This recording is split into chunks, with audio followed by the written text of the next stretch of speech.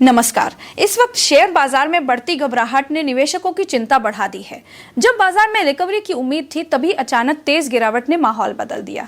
सवाल यह है कि आखिर निवेशकों का डर इतना क्यों बढ़ रहा है और क्या इसकी वजह मिडिल ईस्ट में चल रहा युद्ध है? बुधवार को बाजार में भारी दबाव देखने को मिला और निफ्टी 50 करीब 400 अंकों की गिरावट के साथ बंद हुआ। दरअसल अब बाजार पर सबसे बड़ा असर युद्ध की तस्वीर का पड़ता दिखाई दे रहा है। रिपोर्ट्स के मुताबिक संघर्ष शुरू हुए करीब 11 दिन हो चुके हैं और हालात अभी भी शांत होने के संकेत नहीं दे रहे हैं। इससे निवेशकों के मन में यह डर गहराता जा रहा है कि अगर ये युद्ध लंबा खिंचता है तो पूरी दुनिया की अर्थव्यवस्था पर बड़ा झटका लग सकता है। एक रिपोर्ट के अनुसार यूनाइटेड स्टेट्स के कई सैन्य ठिकानों को इस संघर्ष में नुकसान पहुंचा है।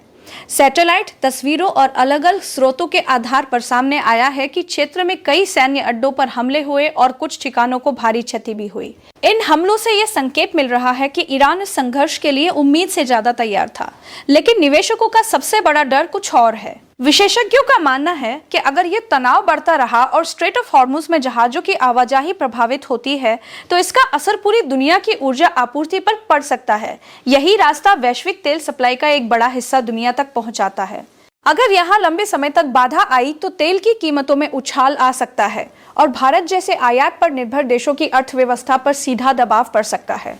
बाजार विशेषज्ञों का कहना है कि फिलहाल निवेशकों को सबसे ज्यादा चिंता अनिश्चितता की है। युद्ध कब खत्म होगा, तेल और गैस की सप्लाई पर कितना असर पड़ेगा और वैश्विक अर्थव्यवस्था किस दिशा में जाएगी, इन सभी सवालों के जवाब अभी साफ नहीं है। यही वजह है कि निवेशक फिलहाल जोखिम लेने से बच रहे हैं और बाजार पर दबाव बना हुआ है। हालांकि विशेषज्ञ यह भी मानते हैं कि गिरावट के बाद कई शेयरों के वैल्यूएशन बेहतर हो चुके हैं। जैसे ही युद्ध को लेकर अनिश्चितता कम होगी, बाजार में तेजी से वापसी भी देखने को मिल सकती है। अब बड़ा सवाल आपसे है, क्या यह डर अस्थायी है या शेयर बाजार में अभी और गिरावट देखने को मिल सकती है? अपनी राय कमेंट में जरूर बताइए।